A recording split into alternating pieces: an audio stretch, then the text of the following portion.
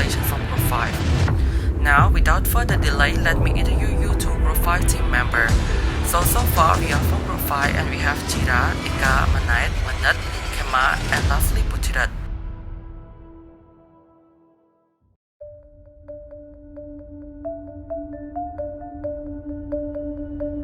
Now, let me introduce you to today's content of our video.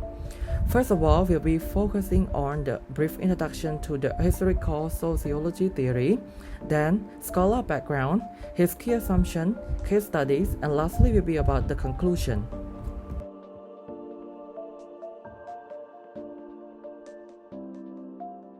Historical sociology theory, which was began in sociology as a historical discipline, was created by Karl Marx,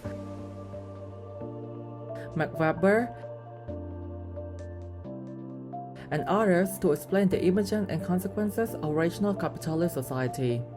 The theory first emerged in the 1980s, then matured in 1990s and took off in the 2000s, which was later had become a major feature of contemporary international relations (IO) theory.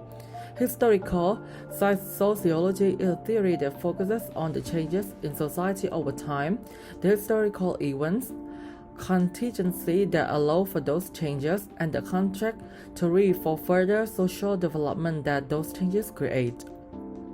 For example, it is difficult to imagine studying the sociology of Max Weber without examining their historical analysis, as the latter are essential aspects of their respective social theories.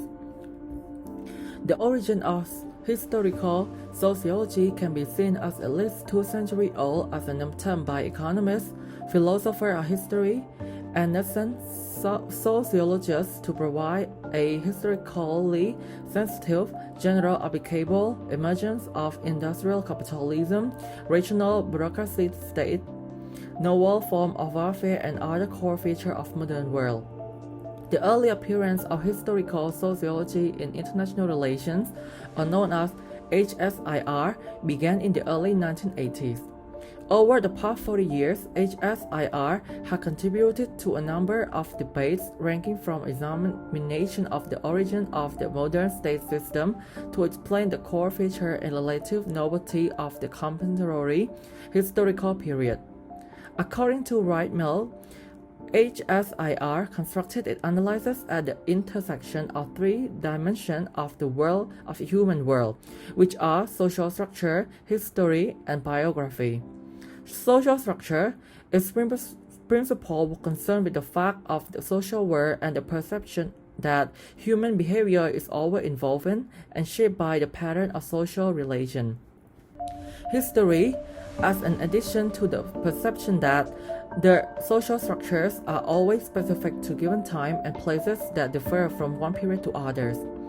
Biography, a connection of the life scale, phenomena, structure, and the change to the experience of individuals which reveal how their life were shaped by broader social and historical processes and how their agency in turn affected these processes. Apart from realists who refuse to examine international relations as a sphere of activity separate from domestic politics, historical sociologists are interested in the historical conditions that gave rise to such a differentiation of political activity. A lot of scholars have studied historical sociology theory in international relations, and this include Anthony Giddens, Michel Mann, Justin Rosenberg, Charles Tilly, and Emmanuel Wallerstein. Regardless, for our today's video content, we will only focus on Emmanuel Wallerstein, which will focus on his background, key assumptions, and case studies.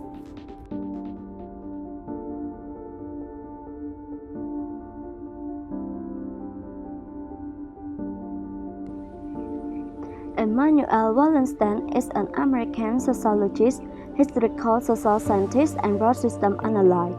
He is best known for his development of the general approach in sociology, which led to the emergence of his broad system theory. He was born on 28 September 1930 in Manhattan and grew up in the Bronx, New York City, United States. Through the teenagerhood of Wallerstein, he first took an interest in world affairs. particularly the anti-colonial movement in India. In 1951, he graduated with a bachelor degree from Columbia University. From 1951 to 1953, he served in the U.S. Army. After serving in the U.S. Army, he wrote his master's thesis in the burgeoning subfield of political sociology. In 1954, he received his master's degree from Columbia University. Then, in 1955, he won a Ford Foundation Fellowship to conduct his dissertation research in West Africa. In 1959, he completed a PhD from Columbia University, where he taught sociology from 1958 to 1971. His PhD thesis, however, was on the role of voluntary association in nationalist movements in Ghana and the Ivory Coast. Additionally, there are many scholars who were influenced by his work, but the most significant and lasting influence is Frantz Fanon, whom he met in 1960. In 1968, Wallerstein also joined in and supported student protests against the university complicity in the Vietnam War. Then, in 1971, he began to teach sociology at McGill University. In 1973, he was a president of the African Studies Association. After teaching sociology at McGill University in 1976, he served as Distinguished Professor of Sociology at Binghamton University, State University of New York. Until 1999, Emanuel Wallerstein served as head of the Cornell Braudel Center for the Study of Economics, Historical Systems and Civilizations until 2005. Emanuel Wallerstein is a more genuinely critical intellectual with uncommonly global and strictly planetary vision. He left many legacies and participated in many settings and went to many countries, including Mexico, many times. Furthermore, he received 4 honorary doctorates from different Latin American universities, 1 in Peru, another in Brazil, and 2 in Mexico. He became a senior research scholar at Yale University. Until 2019, he died at the age of 88 in Bradford, United States. Next, we're going to talk about his key assumption. Wallerstein is known for one of his assumptions called the world system theory, but what does it mean? According to Wallerstein, world system theory is a system that is defined as a unit with a single division of labor and multiple cultural systems. Wallerstein has argued that the international trade has led to the creation of a capitalist world economy in which a social system is based on wealth and power gaps beyond the individual states. The capitalist world system began in Europe in about 1500 and under the spur of accumulations of capital expanded over the few centuries covering the entire globe. The world system theory is similar to the dependency theory except that the world system theory recognizes the minimal benefits that are enjoyed by the country who live in low status, while the wealthy country exploiting the poorer country for their own gain. The concept is that the way a country is integrated into the capitalist world system will in effect determine the economic development of that country. Wallerstein has divided the capitalist world into 3 areas, which are core state, periphery state, and the semi-periphery. Core state refer to the developed nations that are powerful and benefited most from the chain. They are usually highly industrialized part of the world that produce manufactured goods rather than raw material. They are technologically advanced, politically stable, economically diverse with financial power. Whereas the periphery state is the complete opposite from the core state. They are the poor nation or underdeveloped. They are usually weakly industrialized, depend on single industry or the export of raw material, and they are the investment target of core state. Their technological base is very low or controlled by the foreign company, and they're living with a unstable politic with poor public economic infrastructure. For semi-periphery, refer to the nations that are less developed than the core, but more developed than the periphery, or we usually call them buffer states between core and periphery. They are usually the industrializing state that in the process of diversifying their economy but not globally dominant, and the stabilizing role in global politics by deflecting political pressure against the core states. Looking at this map, we can see that the orange part is the core state. It is the Europe and North America, whereas the periphery state is the yellow color that are mostly from the sub-Saharan Africa, much of Latin America and Middle East side.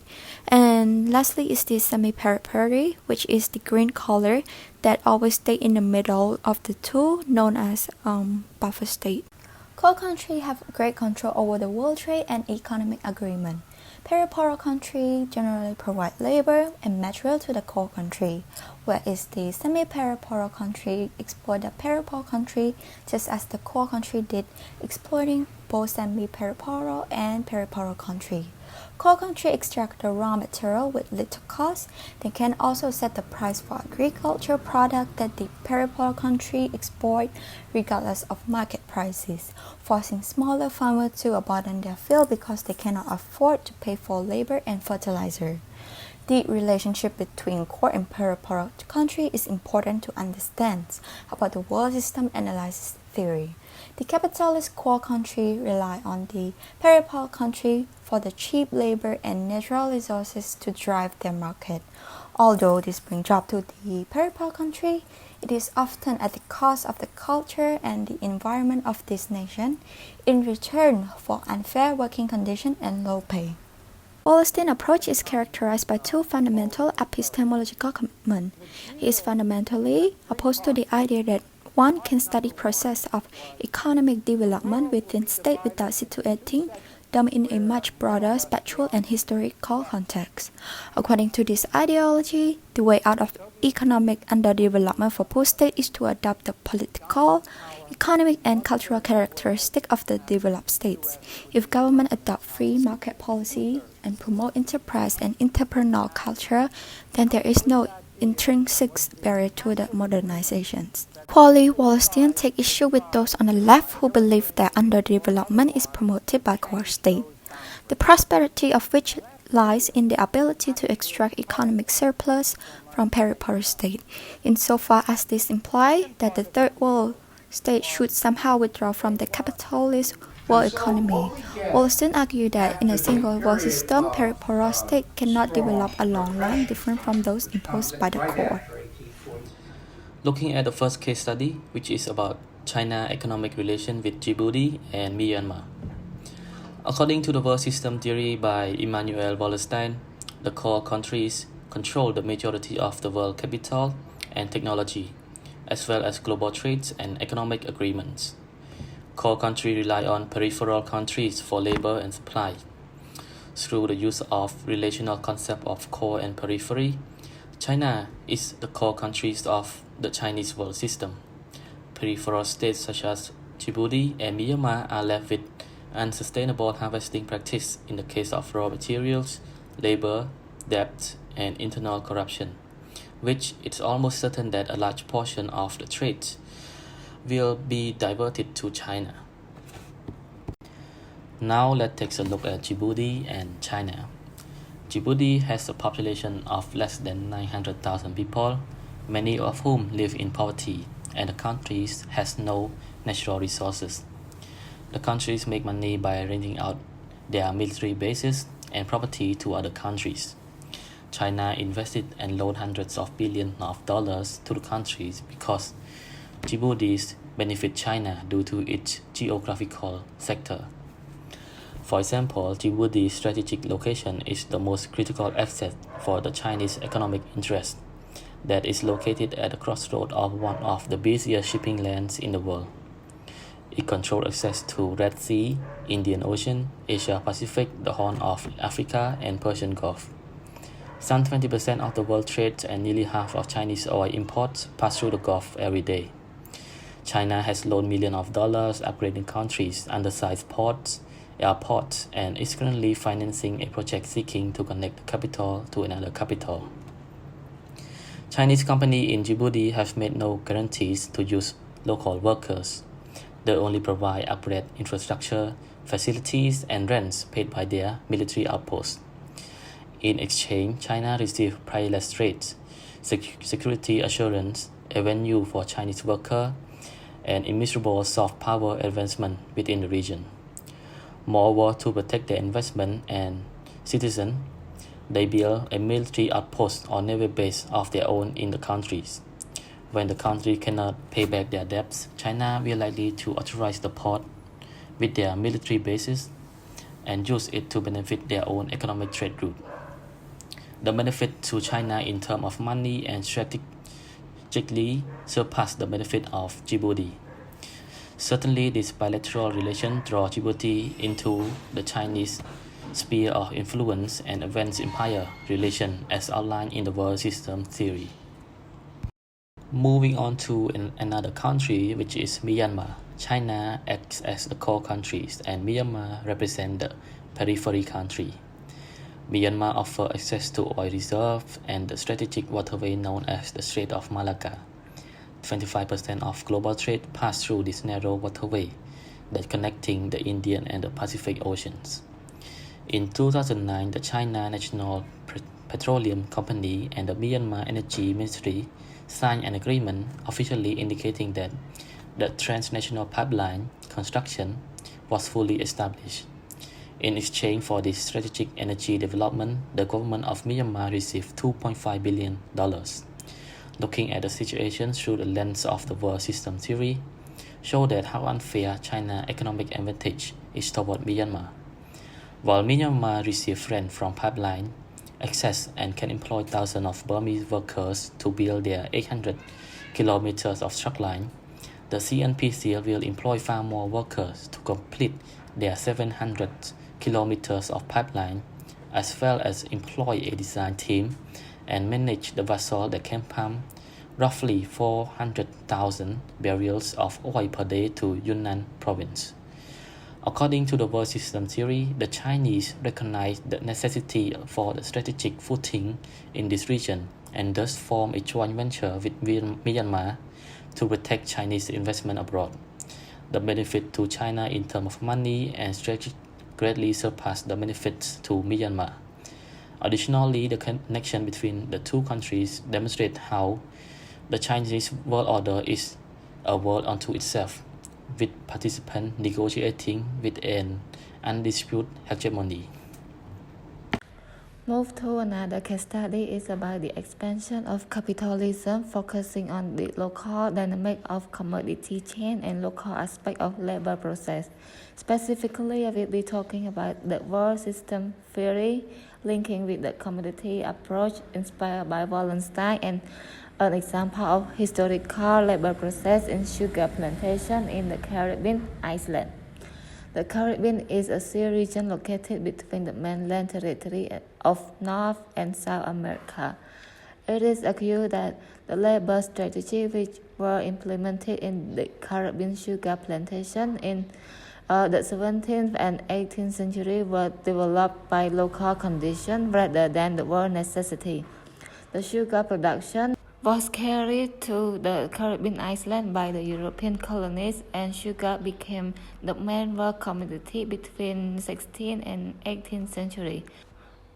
Although the increase in the sugar production in the century was caused by the increasing demand from Western Europe and the major European powers like Portugal, Spain, France, Dutch, and Britain involved in the production of sugar, it is impossible to say that the Western European power unilaterally determined every phase of sugar production. They had to take into account the local conditions where the plantations were founded, and one of their main concerns was to find and control available labor supply. Likewise, they would face the main problem of labor shortage because its global demand. On the other hand, the producer had to face the local obstacle to maintain their production. Another issue was the organization of skilled labor force, mainly the African slave, and the unskilled labor force, mostly the local indigenous, because the labor market didn't match with the goal of plantation. The issue of labor force has changed the social and political and economic landscape of the island, like the nature of labor supply, the character of population, and the organization of the workforce. Analyzing the labor relation in the case of Caribbean island, it shows that the labor relation in the periphery, first of all, were not first determined by the interests of the core country, rather they were determined historically. Secondly, the internal social, political, and economic conditions of particular periphery country play such critical factor as well as oppression of the core country in the development of the labor strategy in Caribbean sugar production. And lastly, rather than passive victim of labor processes in plantation, the laborers were the performative agent of the production processes which extremely affected their life. Within this argument, this theory was criticized for ignoring the importance of the local condition of periphery in its relationship with the core. Furthermore, it is argued that the labor workers in the plantation were called as active agents rather than the victim of the production process. Wallerstein also argued that different sides of the commodity chains do not just develop in accordance with the sake of capitalism in the core country. In addition, for example, the production process in a periphery country developed in accordance with the already existing political, social, and economic local characteristics of that country as well as the benefit of the core country. To sum up, historical sociology is a theory that focuses on the change in society over time. The historical event and the category that allow for the change and the trajectory for further societal developments that create. The theory provides the idea for people to criticize or analyze from the past event to improve the social structure and the future, including economic and political activity, meaning that the event happening in history shape and create the current fact of society. According to Emanuel Wallerstein, who is an American sociologist on the world system theory, claimed that international trade has led to creation of capitalist world economy in which a social system based on wealth and a power gap beyond individual state. This led Emmanuel to divide the capitalist world into three areas. First is the core state, referred to the developed nation. Second is the peripheral state, referred to the poor nation. And third is the semi-peripheral state, referred to the mid-nation. These three divisions state was connected to each other to gain a profit. Additionally, core countries own the most world capitalists, including technology, power, and a great control over trade and economy, while a peripheral country and a semi-peripheral provide labor and raw material with less cost. In short, Wallerstein argued that in a single world system, peripheral state cannot develop along lines different from those imposed by the core. As the case studies of China's economic relation with Djibouti and Myanmar, China is the core country of its system, control over peripheral country, Myanmar and Djibouti. Linking to the second case study is about expansion of capitalism, the sugar plantation of Caribbean Island. In short, historical sociologists play an important role for future society in order to analyze, develop, and the change social structure, how states influence each other, and the connection between core state to peripheral and semi-peripheral.